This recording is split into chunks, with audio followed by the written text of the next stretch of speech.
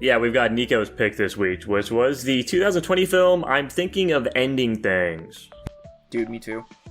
Alright, so I'm thinking of ending things. This is allegedly the story of a girl who's having second thoughts about her relationship, and as such is thinking of ending things. But as she has dinner with her boyfriend's family, strange shifts in the time-space continuum begin to occur until they eventually leave and go get some ice cream. Tanner, what's your fun fact about this one? Dude, fun fact. I just remember my girlfriend watched the 6th movie the day after we watched the 5th one, and that's what the fuck I'm talking about. Dude, I would have never guessed. Anyway, what's the fun fact of this movie? Anyway, fun fact, I'm thinking of ending things. The director wanted a real pig to use in that hallway scene, but they decided to do an animated one because he found out that pigs cannot walk on wet floors or look up. Oh, okay. I mean, you almost lost me there, but you saved it at the end. Good fun fact. I don't think the floor actually would have had to been wet, so that's an interesting Dude, another conclusion, 3 for 3. Oh, yeah. Dylan, where are you ranking this one? B-. Oh. Tanner, what about you? I don't know what to rank this one right now. Dude, I was in that boat too. Shockingly, I'm also with Dylan at a B-. Let's go. That's funny. I'm slightly higher at a flat B. Okay, let me get my thoughts out on paper since Nico apparently wanted that for the last film and everybody completely ignored me until the last minute. This movie is just insanely schizophrenic. I think that's probably the biggest detractor for me. It's really hard to follow what's happening. I do remember I spent most of the movie trying to figure out if these are memories, or if this is all happening in her head, or if it's all happening in his head. The only reason I think it would be happening in the guy's head is because, and this is metaing it a little bit, if you look at the casting list, the one who plays the main chick, her name's just Young Woman. We never actually get her name. So it made me think like maybe it's his memories, but I'm not going to get in the weeds about this. The acting overall was fairly good, and I think the environment and the setup was pretty good. I liked, how they were hopping back and forth. I was just having a really rough time pinning down what this movie was supposed to be about.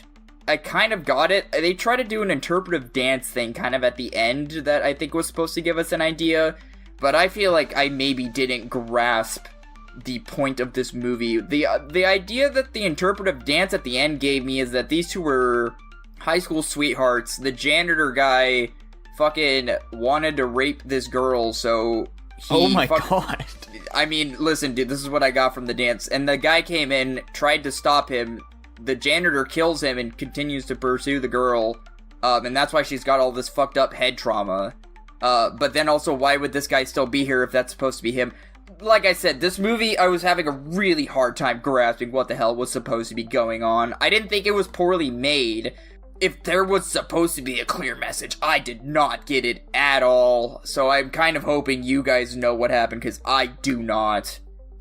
Alright, Tanner, I'm dying to hear, what is your interpretation of the events of this film? Now, I will preface this first with, I talked to ChatGPT about this film, so I do... God damn it. Never mind, Jackson, what is your interpretation of the events I was going to say, but I do know what my personal interpretation was before that. Okay. At first, I assumed it was just like, we were kind of seeing this girl,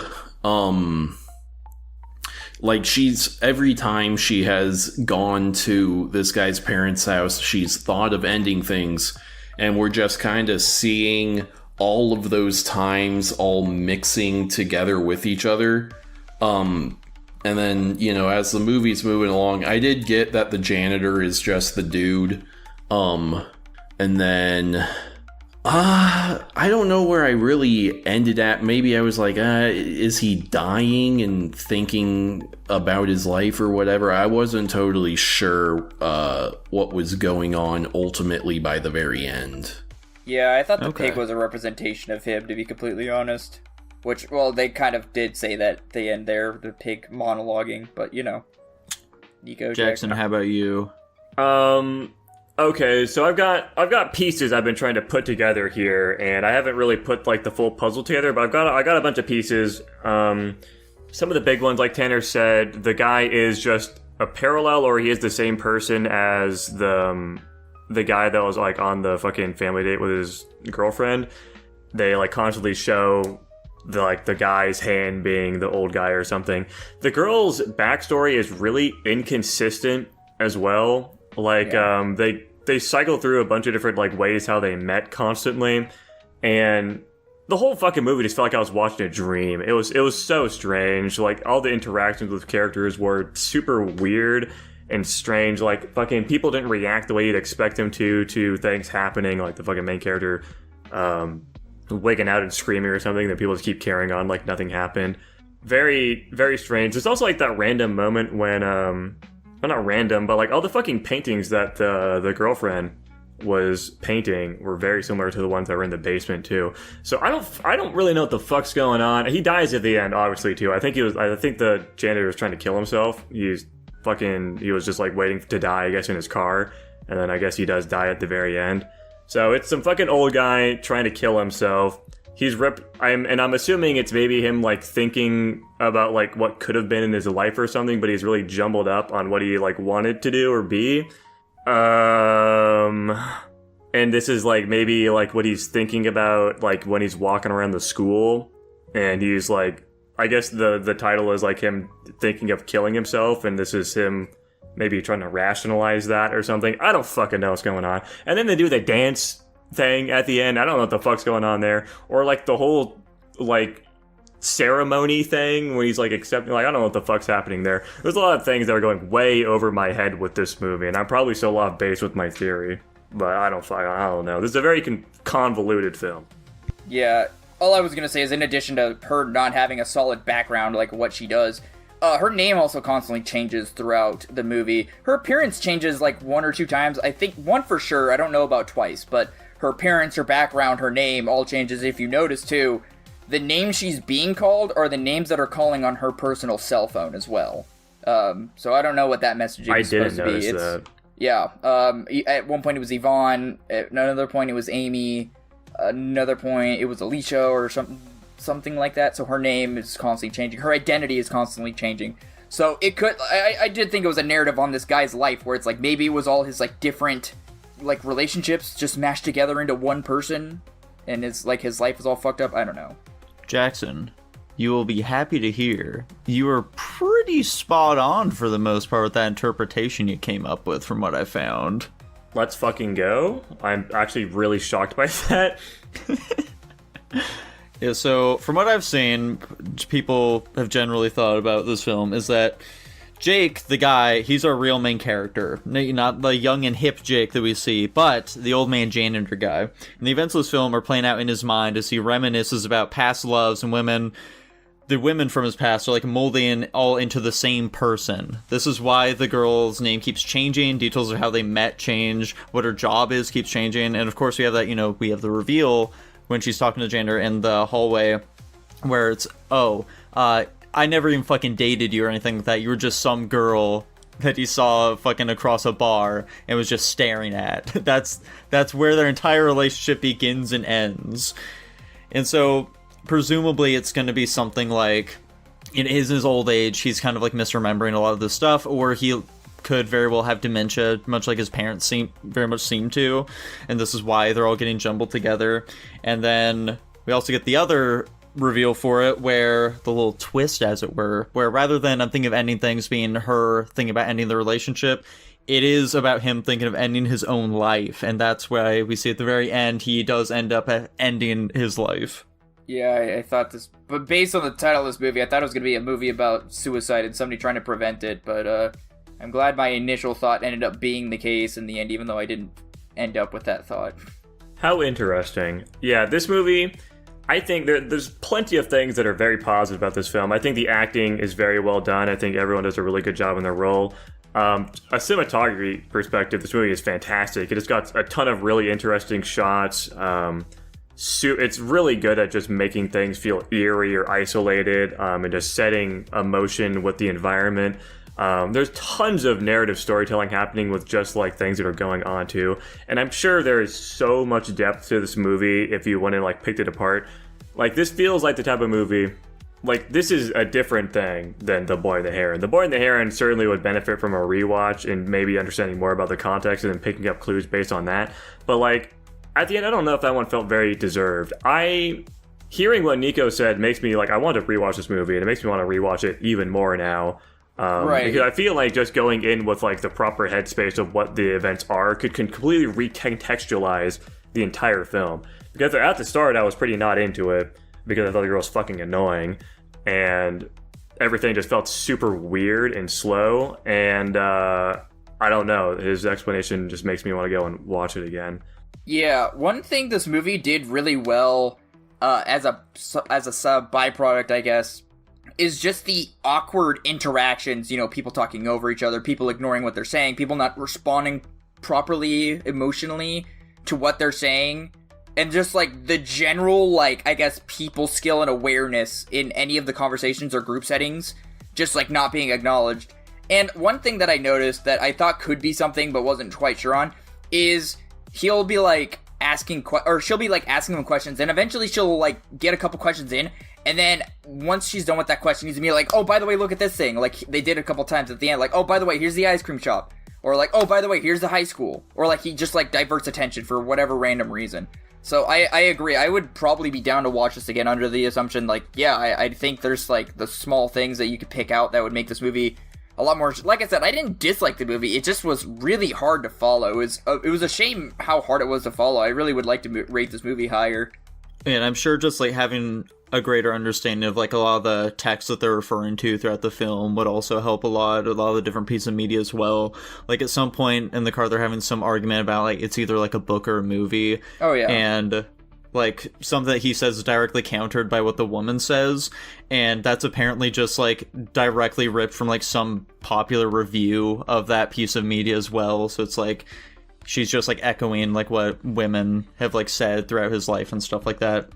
As well as, I guess, so Jackson was talking about, like, the big play at the end, where he was, like, giving the performance or whatever. That's him singing some part of Oklahoma, and apparently that character that he's portraying in that scene ends up living out a very similar life to him, where it's just, like, this person who's very unloved and ends up dying unceremoniously. Gotcha. Yeah, this movie is very symbolic. The other thing, I don't remember how many phone calls we ended up kind of hearing, but the times she was, like, picked up her phone, like, whether it was voicemail or actually answering a call, it was, like, some distorted, demonic man's voice, and I think the first time was a little jarbled, and the next time we could kind of hear it, and I was kind of curious about what the implications of that were, but, yeah, again, going on a rewatch might, answer some of those questions.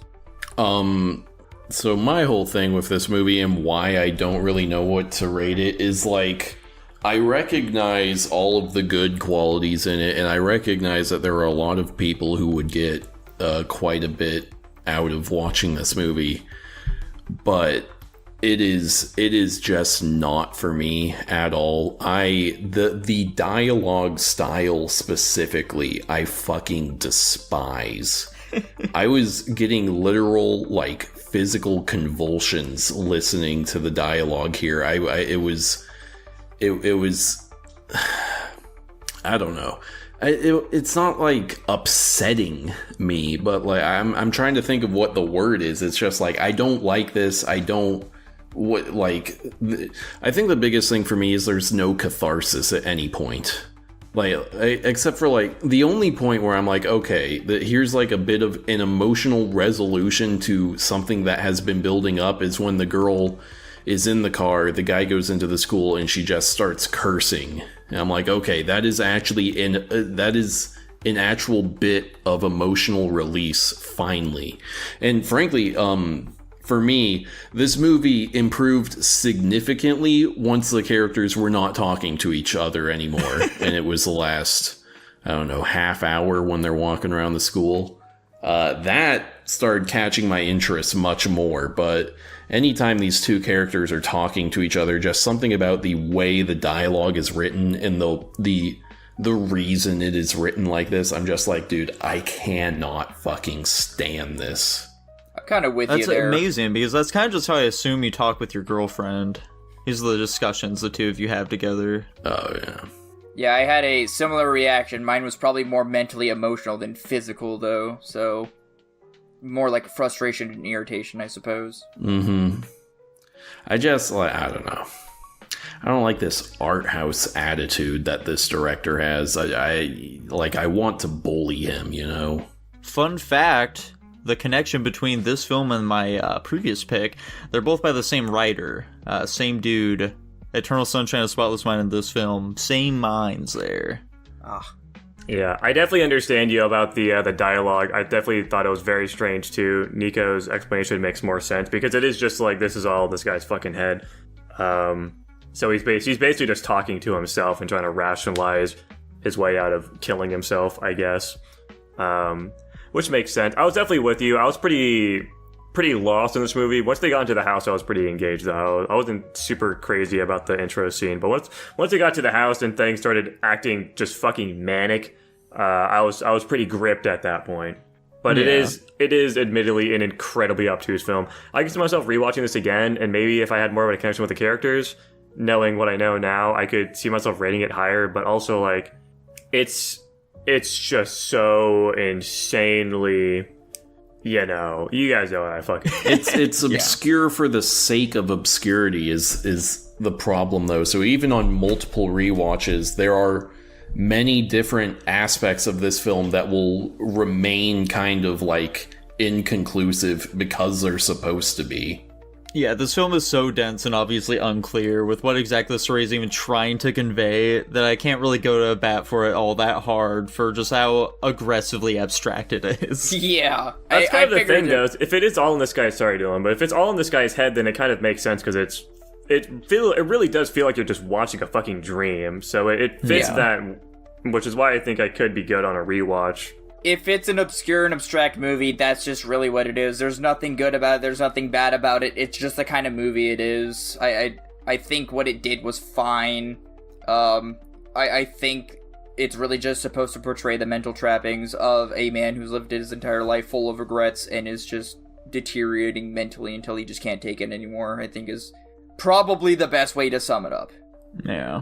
I haven't really said a whole lot about my personal thoughts on this film outside of the interpretation that I discovered after doing very minimal research. But, yeah, for me, this film definitely kept me engaged for the most part. Like, from the start, you can tell there's something weird going on. So it really had me trying to lock in and figure out what the fuck was happening, which I failed to do. And I'm going to say that was a fault of the movie and not mine.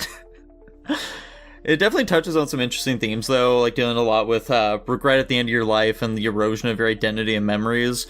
But at the same time, it just doesn't give me enough to really sink my teeth into with any of that for me to really find it that enjoyable. It was a solid enough film, though, you know? Yeah. Well, boys, do we have any further thoughts on I'm Thinking of Ending Things? No. Not really. Well then. Tanner, where are you putting it here, pal? It's tough to balance my personal preference versus sort of like I appreciate that this director has a vision and whatever and what he was able to accomplish here and balancing that against my personal preference. Ultimately, I've decided to give it a C-, which is one above All My Friends Hate Me. Because at the very least with this film, the aspect I disliked the most of it, which was the dialogue, that did let up for the last chunk of the movie. So I was able to get more enjoyment at that point. This guy just, he's not winning this episode, unfortunately. Let's just say that. He's had a rough go of it. I'm gonna stick with my B-. Yeah, I'll stick with mine. I'm sticking at my B. And it lands at a B- overall. How exciting.